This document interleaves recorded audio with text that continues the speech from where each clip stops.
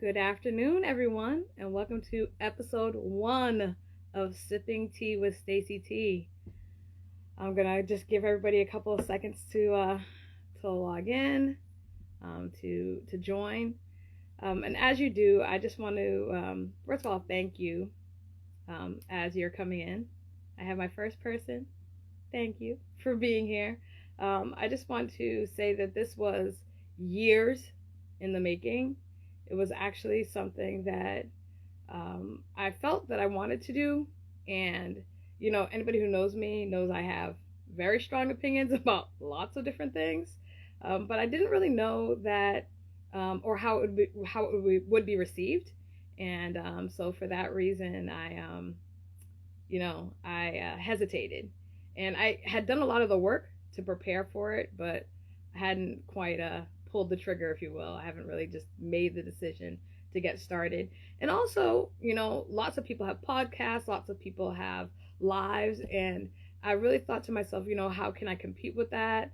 And, there was a lot of, I would guess, self sabotage in that, where I didn't know that, it would be interesting enough or people would be attracted enough to what I had to say. But you know what? When a person said this to me a while back, and they said, Stacy, regardless of how you feel like it might turn out, do it and do it afraid. And sometimes that's what we have to do. We have to just do things afraid.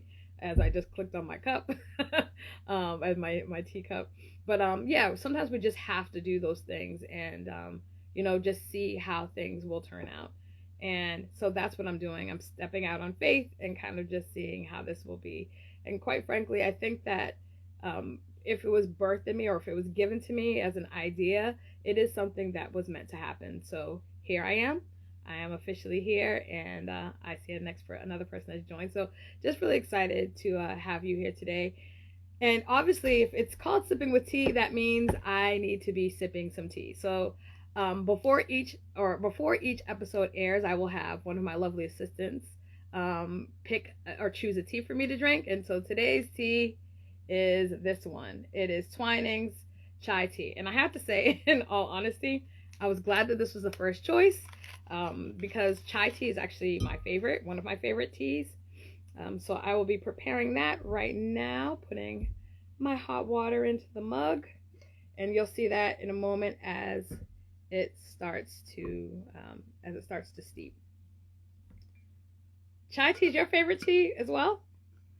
See, we have something in common. I knew you were good people. I knew you were good people. Yeah, it's just, I don't know. There's something about it. I love the fragrance of it. And this one is a spiced apple.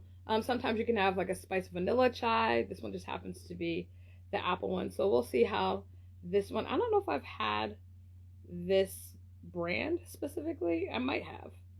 This might be actually the one that I'm drinking right now, normally. But in any event, just excited to get this started. And, I think a lot of times we don't do things because you expect like a huge turnout right away.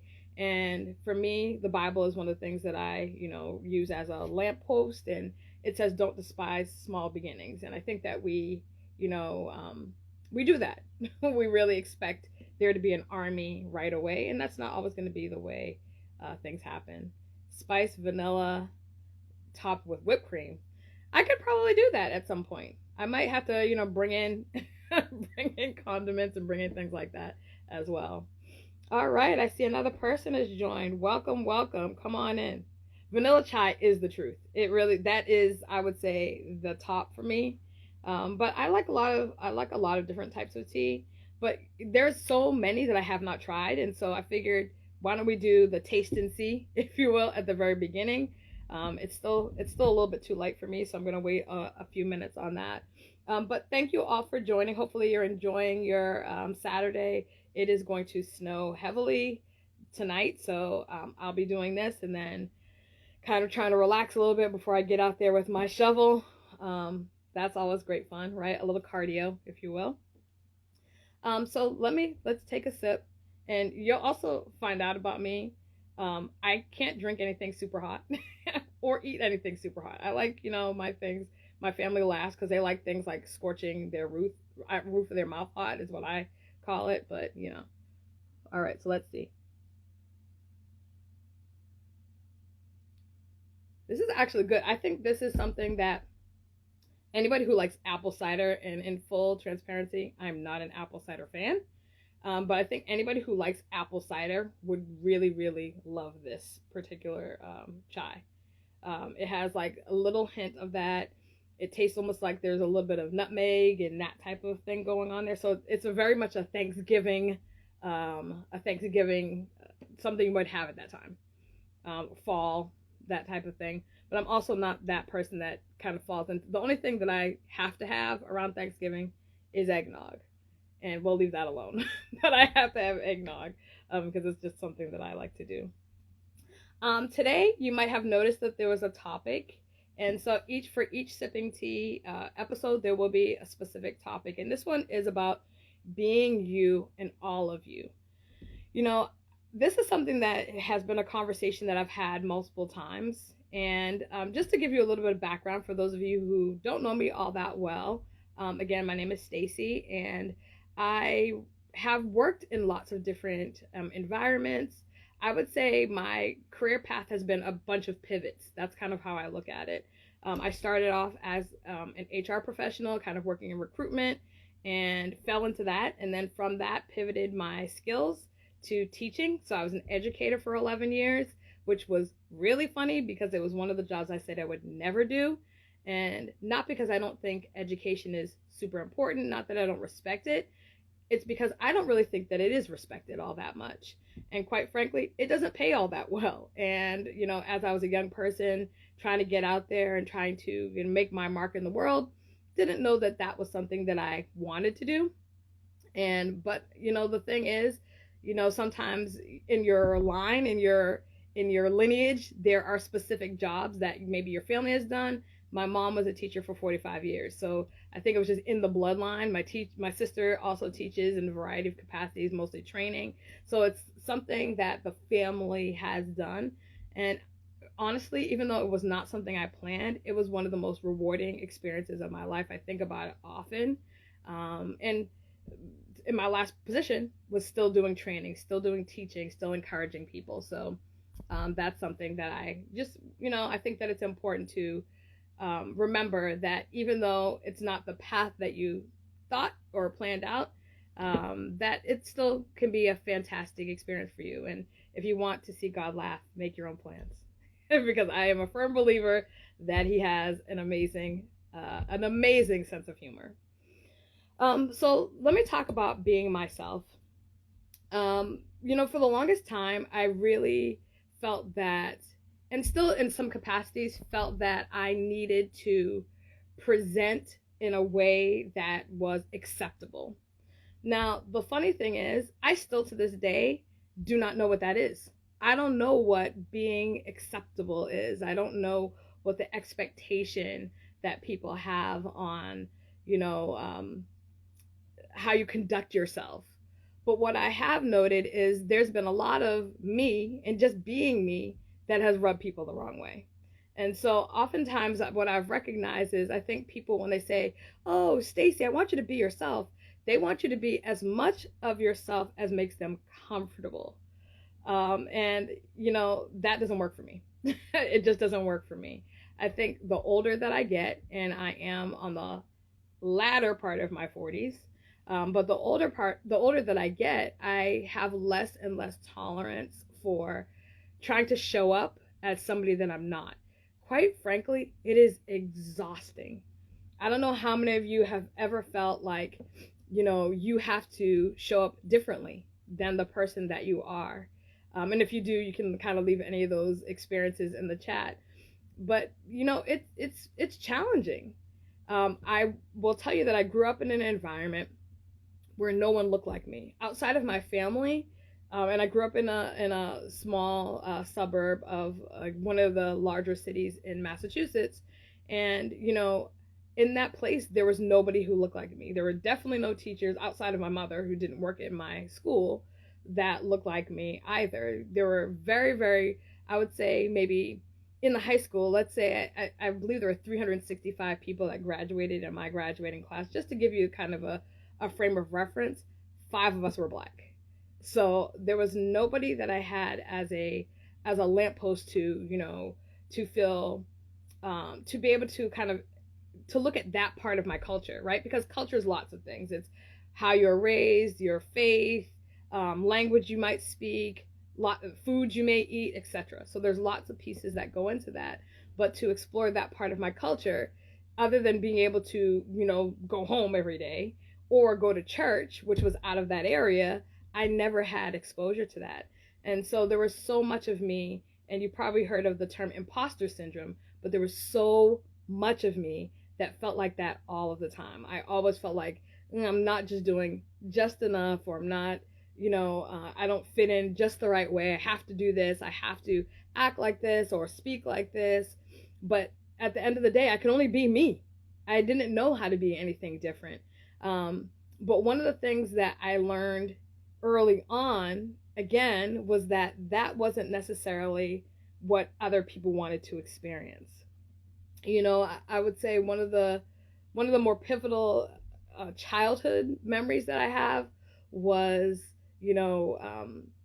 somebody that was close to me, and I was excited to be able to spend some time with them out of town, and then all of a sudden, out of nowhere, I was uninvited, or they had invited someone else, and this is somebody who I counted as a best friend at the time.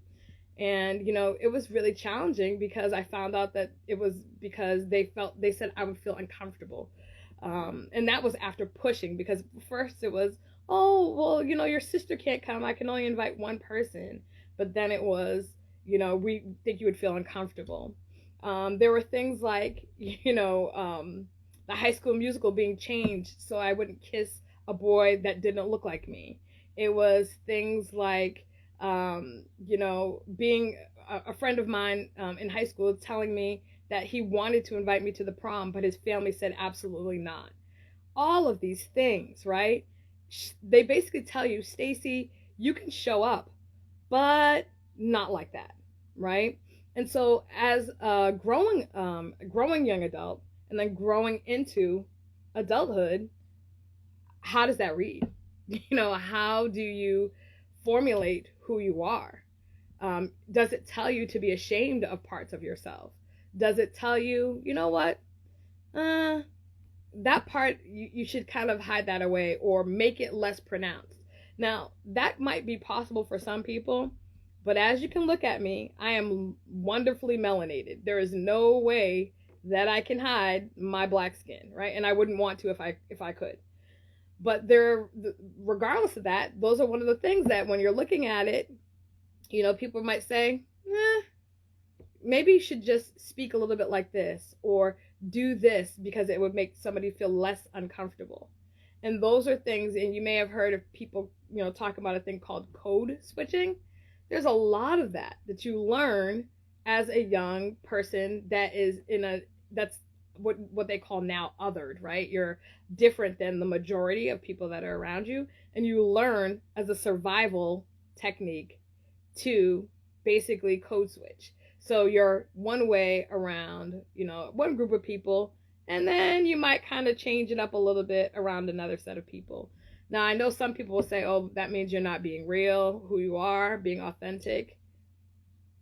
I don't know. It might mean you're just trying to survive. And sometimes the authentic thing is to survive. I remember in my last place of work, so true, surviving, yeah. In my last place of work, one of the things that was interesting is, I was always told, we want you to be your authentic self, bring your full self to work. And I remember, oftentimes if you see things, you see things in evaluations. A lot of times, these companies have survey upon survey.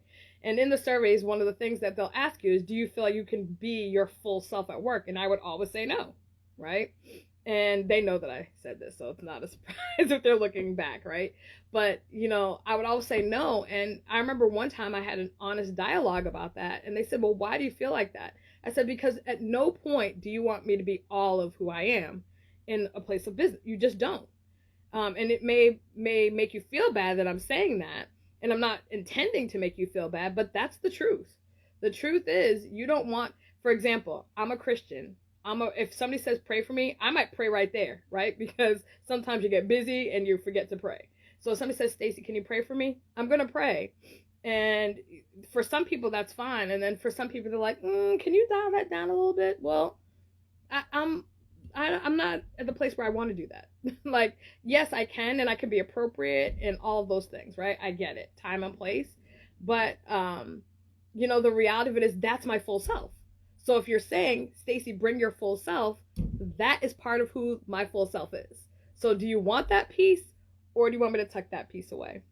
I see people will try to make you doubt who you are because they're uncomfortable. Absolutely.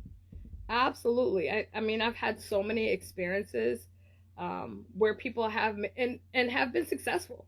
If I'm going to be entirely honest, they have been successful in making me feel, less than, or feel like I wasn't smart enough, or I didn't deserve to be in the space that I'm in. That's why when now I have the opportunity to do, keynote speeches or public speaking, especially when I'm talking to young people, I drill in the importance of them recognizing two things. One, you deserve to be here and take up space. So take up space. Don't, sit in the corner because you're in the room, right? You are included, so you're in the room. And that may be enough for some people.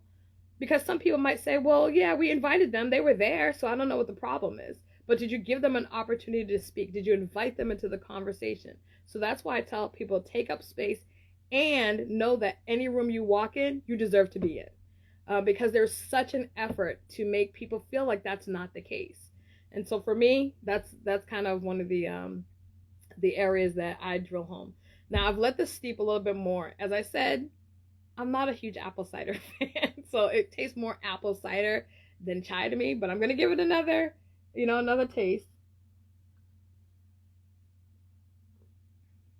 Okay, so as it has sat and steeped a little bit more, I'm tasting more of the chai, those spices that I really love about chai tea. I'm tasting more of that. So this is probably one of those things you need to let it sit for a little bit. So I'm curious, for those of you who are in the room right now, can you tell me about how often you feel like you're your full self everywhere you are? Every single place that you are. It could be a percentage. It could be, 50% of the time you feel like you're your full self. I never feel like I'm my full self. That type of thing. If you're comfortable sharing that in the chat, then you can. If you're not, then I'm not trying to make anybody do that either.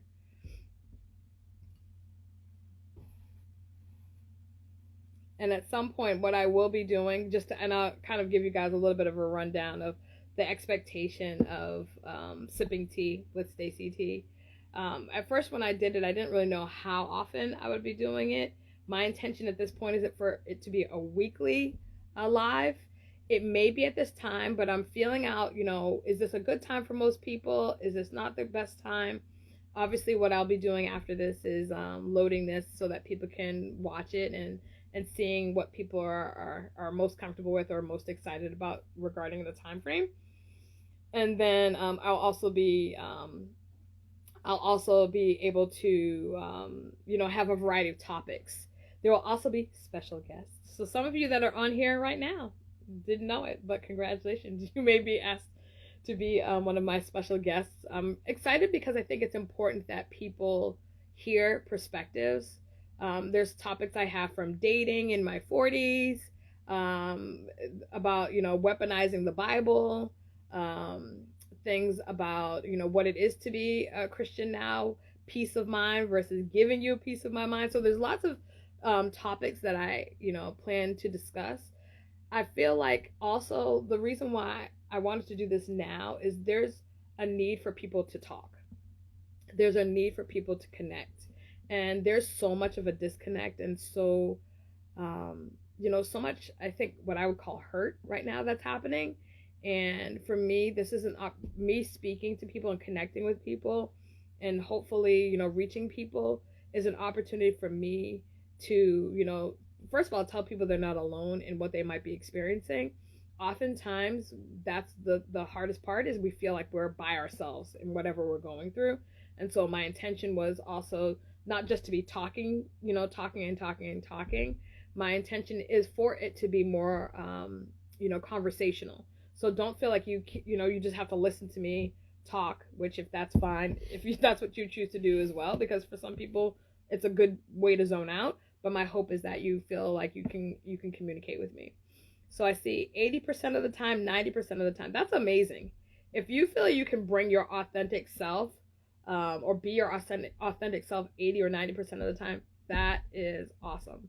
That means you probably have done your work to get there. Because I would dare say that if I were asking, and I know who both of you are, so I kind of know your ages, but I would dare to say if I was speaking to your younger self, that might be a little bit different. We all need to talk. We are all feeling heavy in some areas. That is the truth. That is the absolute truth. Had to, I've had to really be mindful. I would say in the last few days, even, I was going to say weeks, but in the last few days, I've had to be mindful. I've started to diminish how much news I watch in general. And that was purposefully for me, because it was hard for me to just hear negative, negative, negative, like all the time. But now that I'm in social media a lot, it's like a dumpster fire, of negative news or bad news. And the reality is a lot of it's real. It's not that it's, fake stuff that's being put out there. There's a legitimate, in my opinion, dumpster fire happening. And so when you have, a lot of bad things happening, a lot of hard things, or a lot of things that just don't make any sense whatsoever happening, it's hard for you to just kind of go through the day and be positive, right? It's like, oh yes, I'm blessed, but everything else is, on fire, right? It gets challenging. So I've been trying to be a little bit careful with how much I'm exposing myself to. In truth and in honesty, not doing a great job with it yet. But it's something that I've noted that I have to be really, really careful about. I'm intentional about how much news I refrain from. Yeah, I get it. I get it. For some people, that's like their thing. They get up, they watch the news. For the longest time, I was actually not watching the news. I would just watch the weather or like look at the weather channel, because the weather channel doesn't really have news. So I didn't want to hear any of the stuff, because getting my day started with the negative was hard for me, because it felt like it set the tone for my day. So I was trying to purpose to, listen to music, or, pray. Well, definitely pray, but listen to music and all those things. It is exhausting. It is absolutely exhausting. I mean, right now, if I were to like log onto, right now what we're all logged into, Instagram, you can go 2 seconds and you go down a spiral, right? It is like a never ending spiral of, wait a minute, what happened now? What did this joker do? What did this fool do? Like, what did this person do? What's being said? Why is this being changed? Why is nothing being done? Like, it is easy. It is so easy to go down that path. And so we have to be really mindful not to let ourselves get so bogged down. But for me, if I'm being honest, that's been the real challenge. I've been trying to do a lot more singing, devotional, me and God having conversations, because that's been able to help me navigate it all. I've been really trying to connect with people that I value. I think that's been really important for me. Making sure I stay connected with those people has been very, very, really important. And the only thing that has, between, my relationship with God and having conversation with him all day long, and thankfully he doesn't get sick of hearing from me, and my family, and, the very few close people that I have in my circle, it can get really, really, really, really exhausting. Sorry about that. I don't know, something just happened with my screen, so I apologize for that. You snoozed all the news from pages from your Facebook. That is actually a fantastic idea. That is a fantastic idea. It was weird, and I don't know if any of you noticed this, especially for those of you who have used Facebook for quite some time, but the algorithm changed. And when I noticed, I was getting connected with all these people that had, nasty and negative, like really vitriolic conversation happening. And I was kind of like, where did this come from? I didn't connect with any of these people. I don't even want to hear what they have to say or see what they have to say. So I went through a spree of, deleting and blocking and all that stuff. But what I will say is that's really important that you snoozed it. I think that I just snoozed a couple people. I've deleted some people, blocked some people because, quite frankly, for me, social media was supposed to be, I don't want to say an escape, but for lack of better words, an escape. It was something I did for fun, to connect with people that I don't get to see on a regular basis, to laugh, share jokes, sometimes encourage, or share like news about or updates about what's happening in one another's lives. But it wasn't this thing where people felt like they could gain some courage from I don't know where to talk to people crazy. And that's what it started to become. And I was like, oh no, I don't want to get into the back and forth because every once in a while I get sucked into it. And I'm like, Stacy, come on now. Where's this going? Where's this going? And then some days I'm like, okay, I got a little bit of time, but I need to walk away from more of those types of situations because, quite frankly, what does it feed, and what am I getting out of it? What am I getting out of it, and how am I helping any of those situations? Because, quite frankly, you're not going to win them all. You're not going to be able to get people to understand or see the light, or there's some people that's the journey that they're on. And that's something for me that God would have to help them with. There is no manner of conversation that I, Stacy, could have with them to be able to, change the way that they see things. So yeah, on that, I totally agree with snoozing the news from your from your Facebook pages, and you can do the same thing. They have the ability to do that on Instagram. TikTok's a whole nother beast because I'm on that as well, and you can easily just get sucked into the content. And some of it is, things that you should know. I don't think that we should walk through the world ignorantly. I think we should definitely be attuned to what's happening, but there's a limit. There's a limit, and that limit has to be when things affect who you are. Like, am I myself now? Or are these people causing me not to be the person that I am? So, being you, is that who I want to be? Is, talking, running back and forth and having these heated conversations with people that literally have nothing better to do with their lives than to argue with you. Like, what is that doing for me? Instead, I would rather celebrate Black History Month. Like, that's what I'd rather be spending, my time on, and educating myself about things that I wasn't even told in my, growing up in school. Because again, I was raised in an environment where nobody looked like me. So of course they weren't really teaching those things. Social media gave some people a platform who do not need to be on social media. That is 100% true. There are a lot of people who have no one to talk to, and they're like, you know what, I'm going to go on Facebook, I'm going to go on Instagram, I'm going to go on TikTok, I'm going to go on all three at the same time. I'm going to add YouTube onto it as well, and I'm just going to talk mess. I'm going to ruin someone's day. I'm going to act up, or as I say, act a fool. I'm going to do all those things and just see if I can tick someone off. I really firmly believe there are people that is their goal for the day. Because the way that they talk and conduct themselves, it has to be. I mean, it has to be.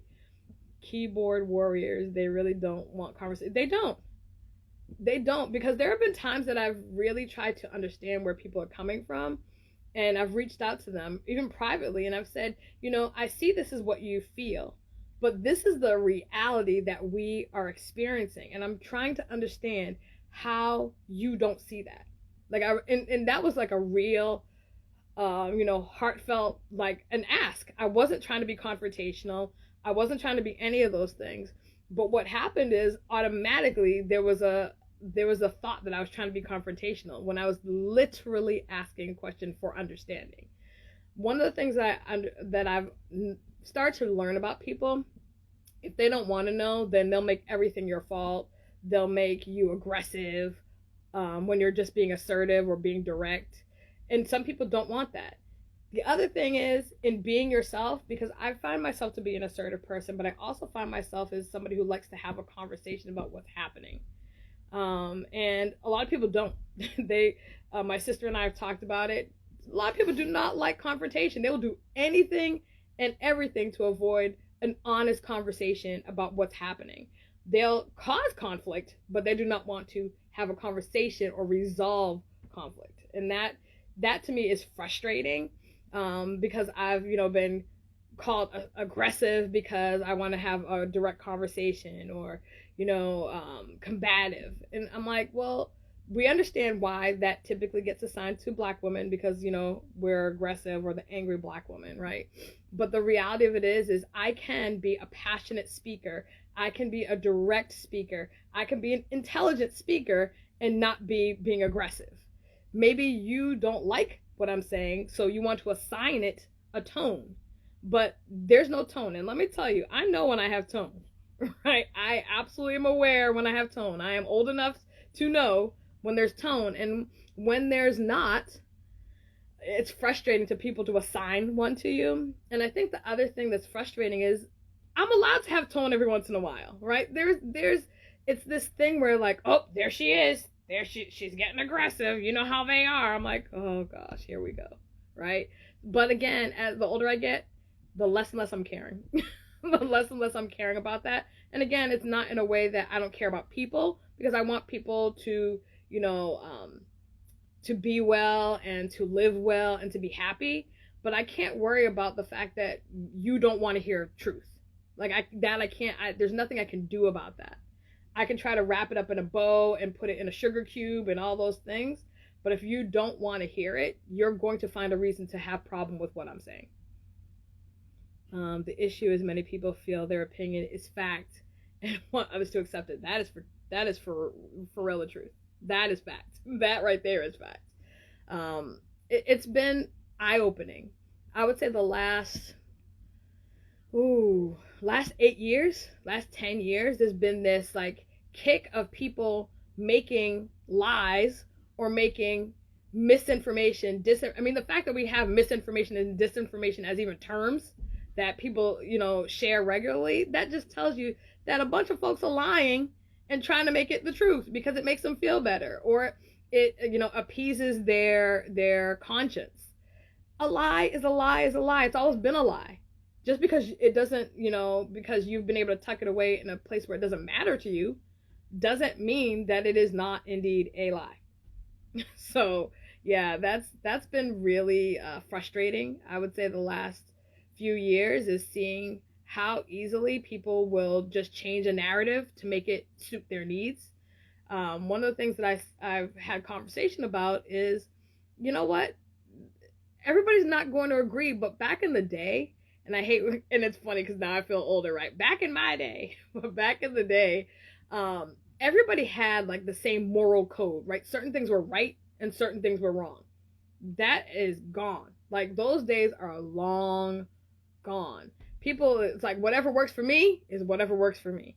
So, it is really, really challenging to live in a time when there's like no just right and wrong. And I don't even know how to work around that, right? Because right is still right and wrong is still wrong. But people, you can't convince people that that's the case. So how do you act like yourself in the midst of that? How do you bring all of you in the midst of a situation like that where people are not believing in the truth, right? So me being a woman who, I've heard people say lots of things about me over the years. One of the things, Stacey, you're such a great speaker. And they're like, wow. And I'm like, what does a wow mean? I'm not quite sure where to place that, right? It's nice that people think that I can elocute well. I like words. I like that. That's something that I've always found calm in, is words, which is funny because I hated reading growing up. But I like that.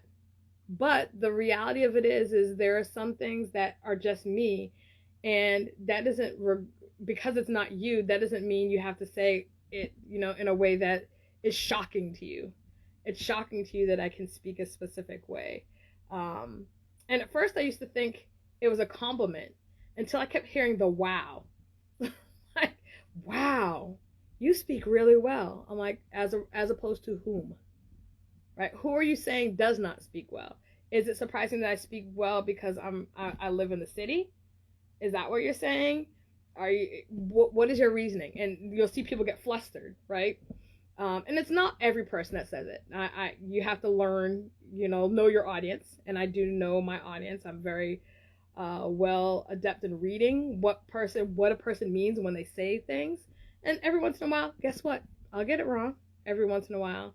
But there's also, people that really am I supposed to speak Ebonics? I guess so. I guess so. Again, being my whole self was very interesting because there were certain times where people just didn't know how to perceive me. My name is Stacy, right? And there were times that I would, apply for jobs, and my last name is actually a Scottish slave name. So if you were to, see me somewhere or on specifically on a resume, right? You wouldn't know seeing Stacy that I'd be a Black woman coming into your space. And so there were times that I would go into an interview and they would say, "Hi, I'm looking for Stacy," and they would look everywhere around but at me. Because there was no way that Stacy could be what I'm looking at, right? And the reality of it is that happened more and more. You're different. I love that one. Yeah, you're different than the other ones. What in the world? I think the other thing is in being you, being yourself, in all of you. I think what comes with that is, what have you tucked away that now, and I do think age plays a role in you being you. One of the things that people say about older people is they do not care. They will say whatever's on their mind, zero ability to limit it. And I've seen some of that. I won't say where, but I have seen some of that, right? The inability or the I just don't care. I live long enough to say what I want to say and y'all will just be okay. The older I get, I'm getting more and more like that. Because there's been so much of me. Your mother's unfiltered. The reality of it is I've lived long enough to, see some things. And it's okay with me saying that what I experienced back then and I tolerated back then, I would not tolerate today. Being myself, when I ran for office, many of you may know I ran for office. And, in running for office, that's a time where who you are is called into question over and over and over again. You're made not to feel competent. You're made not to feel confident. You're made to feel as if you don't deserve to be running for what you're running. But as we know, that doesn't always matter. And I'll just leave that at that, right? But I was made over and over again to feel like, oh, what does she have to offer? I was running for a school committee spot and people said, well, she's not a mother. How could she do anything in this area? Why should she be? Well, I taught kids for 11 years. So maybe that's the perspective that you should want, because I cared for and loved on and educated your young people. And so, but again, in being me, it was hard in some areas to keep constantly getting those dings, and the combativeness, which I just thought was unnecessary. So when is being you, for me, when is being you enough? When is being you enough? And I had to decide for myself. It was then. I was over it. I couldn't be anything different. People were going to vote for me or they weren't going to. And they voted for me the first time, and the second time they did not.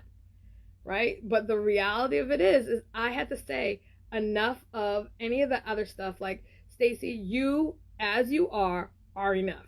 Being you as you are, coming in, all the stuff, right? All the good, the bad, and the ugly, all of it is enough.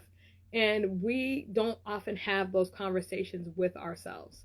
I think it's high time that we because for me, God qualified me first. So I can then follow his lead and qualify myself. He made, way for me to get into politics in that capacity and serve the young people and be a voice amplifier, because I'm not their voice. No one can ever take your own voice because your voice has its own individual unique power. But I was able to amplify all those young people that had felt unheard, unseen, uncared about. And that was an honor to be able to do that. But how was I able to do that? Because I was like, you know what, Stacy? Be you in those spaces. Don't try to be like anybody else. And quite frankly, I couldn't. I was the first black woman ever elected in the city. So there was no, no lamppost for me to follow. I just had to walk in and say, being how you are, as you are, is enough. Have you ever had challenges being you in church? There is an entity that has frowned on people being themselves in the church. Of course. I mean, the church is like any other place. It's a microcosm of society, right? It's the reality of it is there are going to be people that like you every place, and there's going to be people that can't stand you every place as well. What I will say is, for me in church, I just actually stepped down from this role, but I was the head of the drama ministry. And for me, I had done it for about 20 years, and I was tired. I was tired, but more importantly, I got the okay from God that I had done what I was supposed to do, and I was able to step down from that. But yeah, there are people that didn't get it. They're like, drama is for, that you go to a play outside of church. Why would you be doing that in the church? And but what some people just didn't understand is it was something that I was given as a gift to use in that capacity.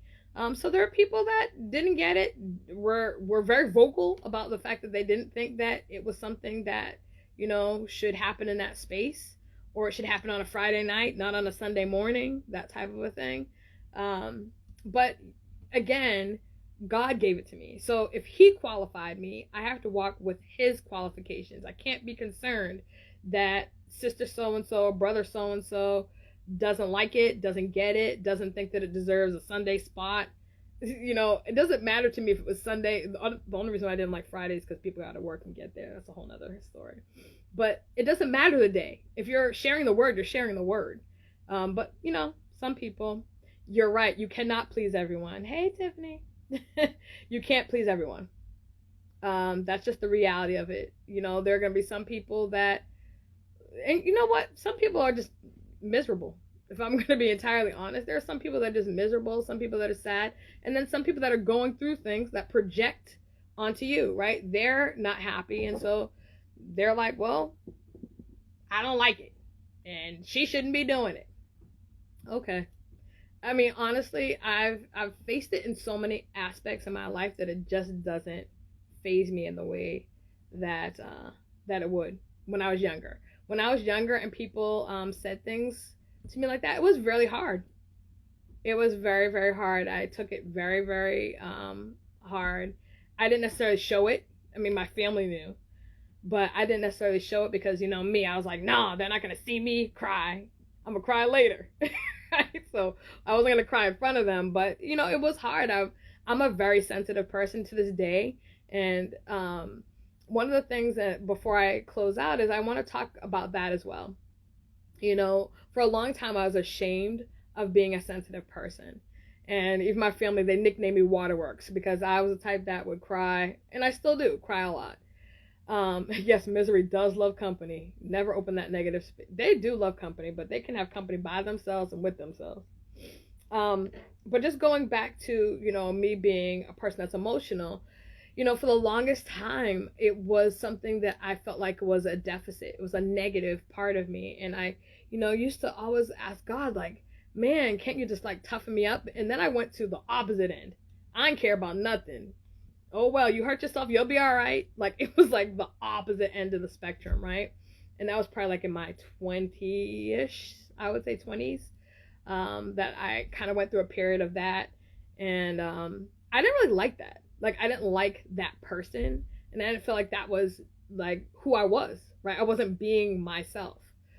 But it was like a way for me not to get hurt, or so I thought, all those things. But what I recognized is that there's a need for people to be sensitive, right? Sensitive to people that are going through things, empathetic, compassionate. And in this time frame where I see an entire lack of empathy, like a next to zero or negative lack of compassion for people, it is something that I am wholeheartedly attuned to. I think that it's so important that I'm able to tap into when people are going through things and be there for them.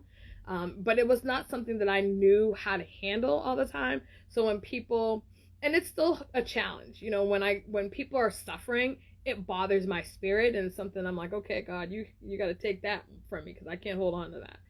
But you know, the other thing is there's a job for everybody, right? There's a reason why all of us, there are some people that are great at math. That is not my ministry. I'm really, words are my thing. Writing is my thing. And again, that's something I got from, I think I got words from my mom and my dad. I definitely got writing from my mom. You know, I think that all those things, though, those those can pass down through generations. But that level of being able to comfort people and be there for people and emotionally connect to people, I think is so, so important. Empathy and compassion is missing a lot in society. You're not lying. Yes, people need to be compassionate. Stop. Man, telling people to toughen up. I cannot tell you how much I can't stand that. You gotta be tougher. Don't be so sensitive. Well, guess what? The reality of it is when you're going through something and you lost your loved one, you don't want somebody who's tough and has a tough exterior and has no softness or no empathy. You need somebody who has potentially been there, and unfortunately I've been there. You need somebody who is willing to sit there with you, hold you as you cry, you know, all those things. And again, I didn't recognize as a young kid that when I was super emotional, that was going to be something that I could use as an adult. But that's why I think it's important that we look at ourselves all through the stages of being who we are, and you know, some of the things that you go through and how those propel you moving forward into, you know, who you want to be. So yeah, that whole toughen up thing, I'm like, no, how about you be a little bit more sensitive? How about that? How about you show a little compassion? Because unless you're getting in a boxing ring, I get it, then you need to be tough at all times there, but at no point do you need to be tough. Buildings are meant to be tough and sturdy. People are meant to have relationships. And if you're trying to have relationships, there needs to be a heart connection with people. Even if it's on a not necessarily on the tightest of levels, but how you connect with people is through that. It's through heart connection, right? And so I don't know how people do it and they're entirely like the Teflon man, right? There's no way to get in there at all. So being you, even if it's something that you thought was a deficit, can be used as a positive. So I just want you to think about that, and I'm hoping thank you. I appreciate this. I'm glad you're looking forward to these. Thank you. I appreciate that so much. Compassion humbles you and teaches you to be patient. You are not lying. Compassion does do those things. But humility is also another thing people lack. That's a whole nother, you might have given me another episode. That's a whole other thing that people lack. Well, with that, I want to thank you for being part of my first episode of Sipping Tea with Stacy T. And that is me. And I also want to just say that, you know, if you have any ideas for topics that you would love to see me cover, again, this is going to be a weekly, unless God tells me differently, it's going to be a weekly series of conversations and connections and times for us just to talk and to slow down and to be present with one another. And so, you know, you can invite your friends. I'm going to open it up to the public. I wanted to do the first one in a more controlled way, so I'm going to be opening up to the public. But if you have anybody that you would love to see join these, please feel free to let them or tell them about it. And then connect with me. Obviously, you already connect with me here on Instagram, but I also have a YouTube channel, and this will be uploaded to that. And at some point, hopefully within the next 2 weeks, I'll be able to do both YouTube and Instagram live at the same time. That's my goal. So we're working towards that. And other than that, thank you so much. I will leave you with this. Be kind to yourself, be kind to others, and please extend to yourself and to me a measure of grace. Have a good one, and I hope to see you on the next Sipping Tea with Stacy T. Bye, everyone.